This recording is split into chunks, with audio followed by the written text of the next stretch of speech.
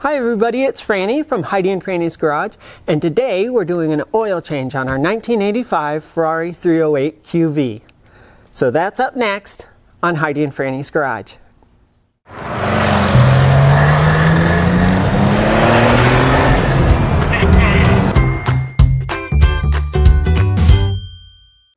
Tools and supplies we'll need for today: got our rubber gloves, our parts tray, torque wrench, a ratchet, our 12mm hex for the drain plug, a replacement drain plug and crush washer,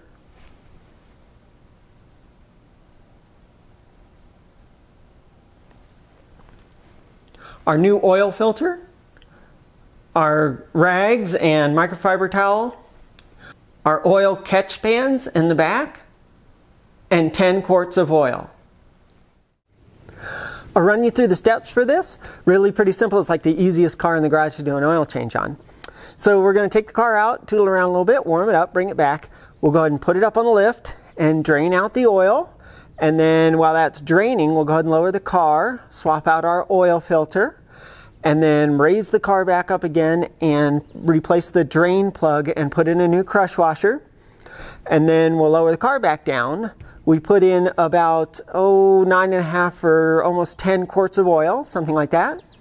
And then in order to check the oil level, we have to get the car hot again, and then we have to turn it off, and then we have to wait for 10 minutes or so, and then check the oil. So we'll run through all that.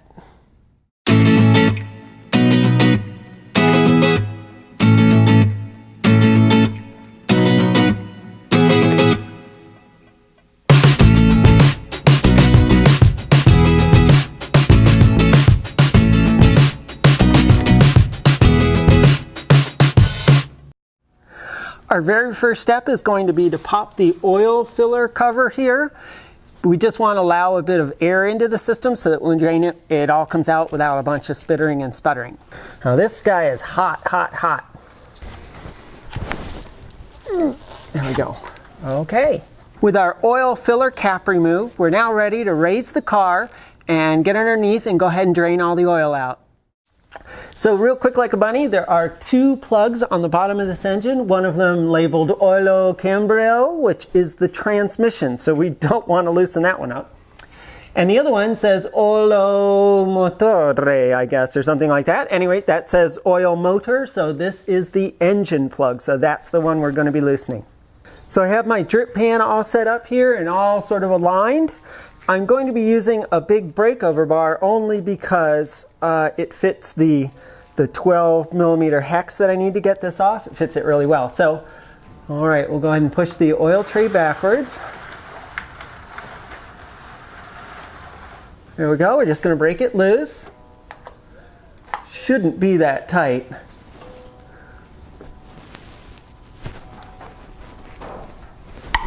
There we go.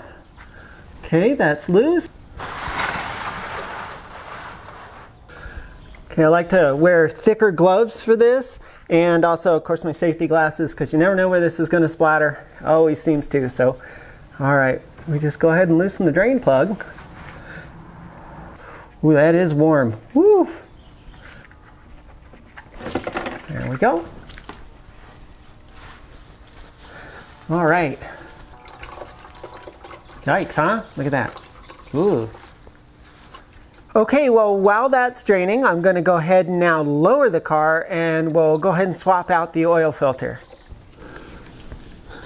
If you can't loosen the oil filter by hand, a rubber strap wrench works really well to get it going.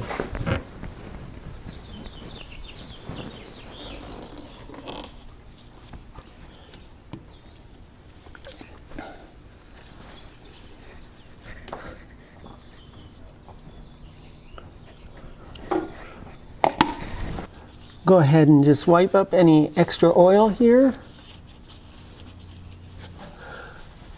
We use our little turkey baster to get just a little bit out here.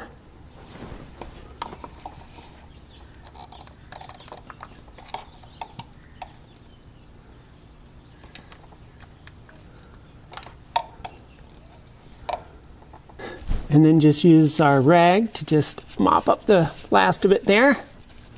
All right, we did that with very little fuss. I have our new oil filter here. I'm going to use my trusty dusty silicone grease on the surface of this seal here just to make it a little bit easier in the future to get off. Just need a teeny bit. All right, just like that. All right, and all we have to do is just reinstall the oil filter. We're just going to twist it on and put it on hand tight. We never use a tool to put it on. First, we don't want to cross thread it, and second, it just doesn't need to go on any tighter than that with this big rubber gasket. All right, now that everything's clean, we can just reinstall oil filter.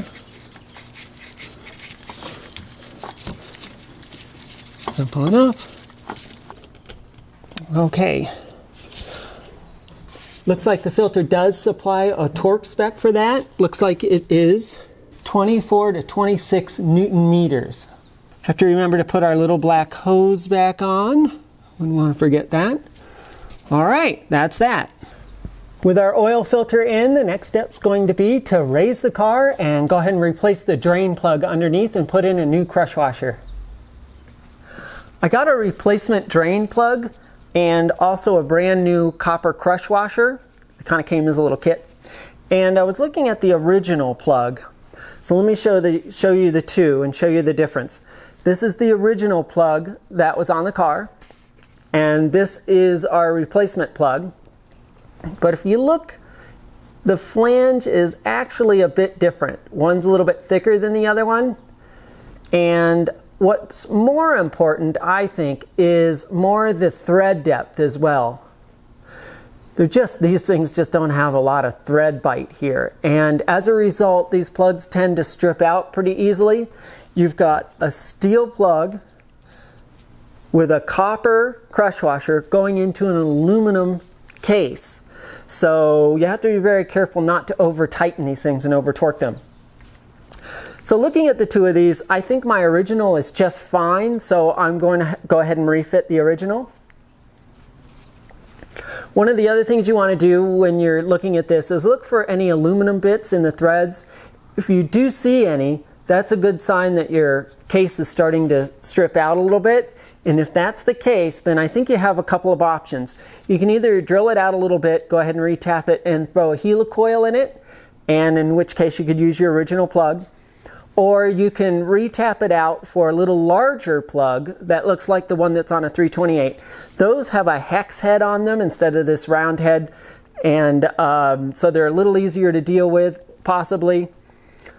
So those are the two possibilities. On this one looks great. I don't see any aluminum in there, so I think the threads are nice and clean. I'm just going to go ahead and refit my original plug. Now, a quick note about these washers. This is the washer that came off, the copper crush washer.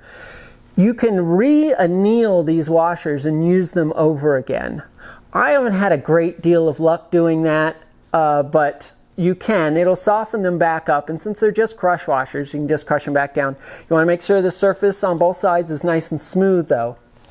I already have a replacement washer, a brand new one. These are easy enough to get at pretty much any hardware store. I'll leave the size description in the description below, and you can just go ahead and go down to any auto parts store and grab a ton of these things for practically no money at all. So I think it's a lot easier than dinking around with trying to anneal it. I think it's just a lot easier just to go ahead and replace it with a new washer. Okay, so I've got my original plug and my new crush washer, and we'll go ahead and refit that.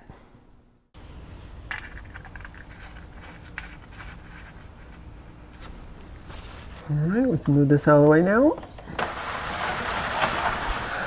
I couldn't really find a torque value for this in the manual, but searching around a bit, the consensus was somewhere between 24 and 26 foot-pounds, and that sounds about right to me because this bit is aluminum, so we don't want to over torque this.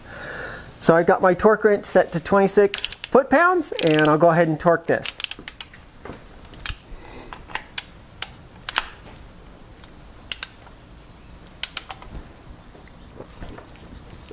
All right, here we go. That's it. That's all there is. It just doesn't need to be that tight. We'll check it for leaks, but it just doesn't need to be that tight.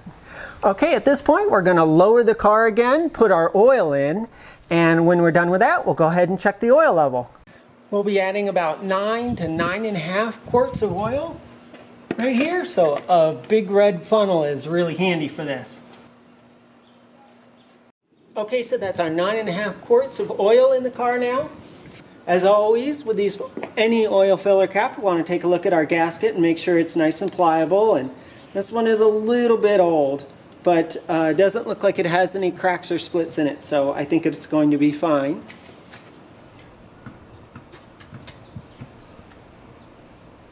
There we go, just turns and clicks. Okay, well our next step is going to be to start the car and get it warm first. Then we shut it off for about 10 minutes or so, 10 or 15 minutes, and wait for the oil to sort of drain down, and then we can check the level. All right, we'll go ahead and start the car. The gauge we're looking for is the one straight ahead there. That's the oil pressure gauge. So we want to make sure that comes up.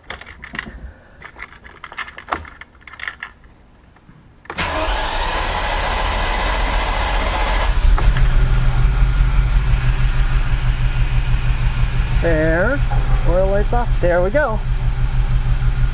Our oil is up. Oil pressure is up. Eventually. With our temperature now up, we can go ahead and shut off the engine and let it sit for a few minutes, and we'll then check the oil.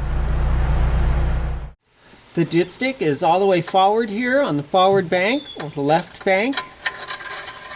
And just pull it out. It may dribble a little bit.